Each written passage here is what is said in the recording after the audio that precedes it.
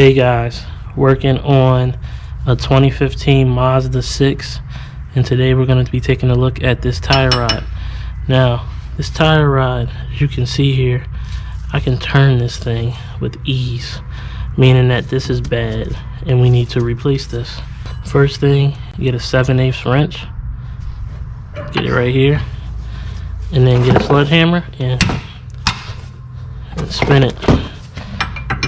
Now, the thing is, we're trying to get this alignment as perfect as possible. So this is what I'm going to do. Now that I broke that nut, I'm actually going to put it kind of back on it, make it snug, and then I'm gonna break it. I'm gonna back off of it just a little bit, right there.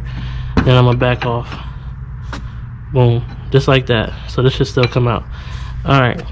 Next up, we got to remove this cotter pin. This pulls out just like that. Next thing. This can kind of get important right here. We want to make sure these threads as clean as possible. If these threads have like rust or stuff on it, when you break this nut, the ball joint in here could spin with it. So first thing we're going to do here is try to break this off. And I did spray this with WD-40 ahead of time, so just letting you guys know that. Now let's get a socket on here. All right, so here we go. It's a 17, I believe. Yep, 17. And we're going to, I gotta keep the steering wheel straight. Alright. So I'm gonna hold it like this, get it on there, and I'm gonna spin it real fast. There we go. Oh shit. Break this up.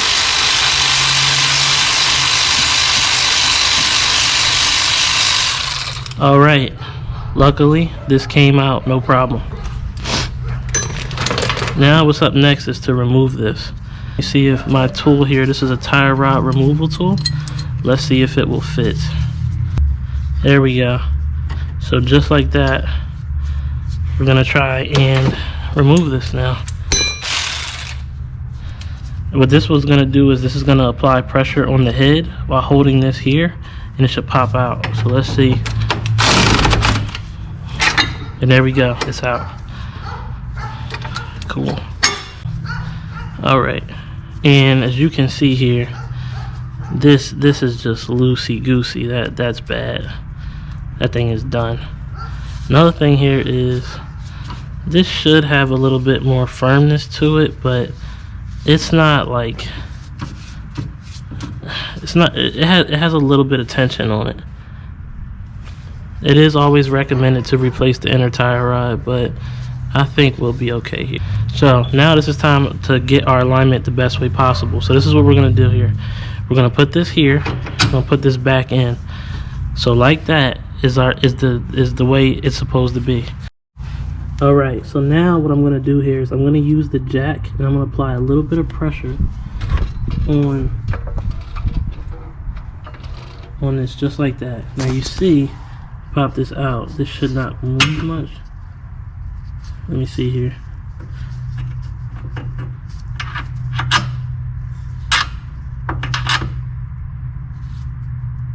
Okay. Alright, good.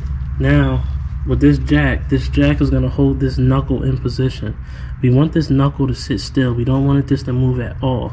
So then when we get the new tie rod on, we're going to put it back in the same exact spot so that we don't have any issues. Now, you can count the number of turns here as long as you have the same exact size tie rod. So let's take the new one out and let's see. Alright, from what I'm looking at here, these look to be the exact same length. Okay, that's perfect. So right here, we're going to start 1, 2, 3, 4, 5, 19, 20, 21. About 21 spins. Now, the important part here is that I did not move this jam nut. So no matter what happens, once I get up to this jam nut, I should be almost in the perfect spot.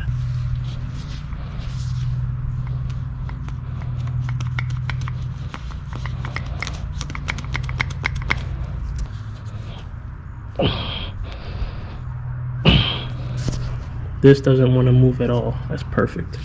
I'm gonna spray a little bit of WD-40 on that, just for rust purpose. Here we go again. I think I said it was like 21 spins.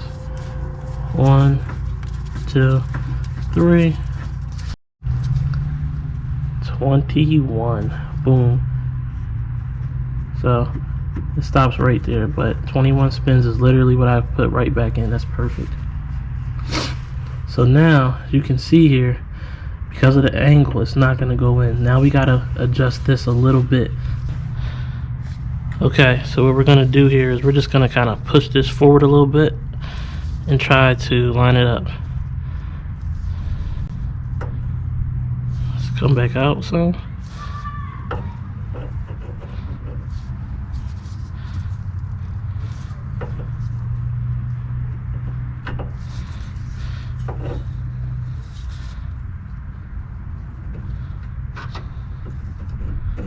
And as you can see, notice how it's going right in? Boom. And we virtually did not move this knuckle almost. I mean, there's going to be a slight, little teensy bit of play, but we put this back in almost perfectly. And we're going to spin this. Now, here's the kicker. We are praying to goodness that when we get this on here, we got to hit this with some power, because we don't want this nut. We don't want this ball joint to spin with this. That could be ugly. So I'm going to try to keep some firm pressure on here when I power this down. Okay. My hand first firmly here.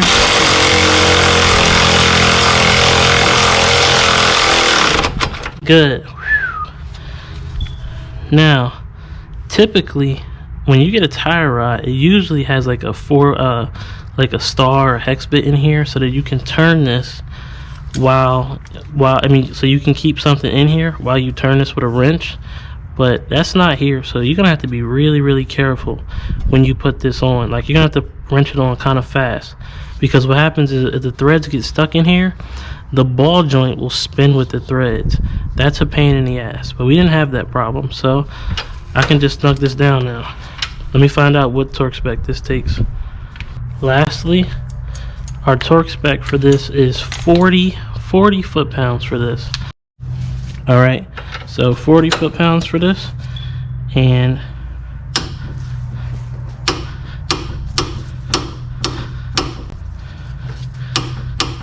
we are at 40 foot-pounds. Good. The jam nuts torque spec is actually 20 foot-pounds. Not really necessary to torque this down. If you had like one of those type of special wrenches, you could do that, but just turn it this way. And then now we're gonna hit this with a sludge. 20 foot-pounds is not hard to achieve. Just like that, we're good here. So this one does not have a cotter pin either, so that's it. I'm gonna let this thing down now. Let it release the boom, just like that.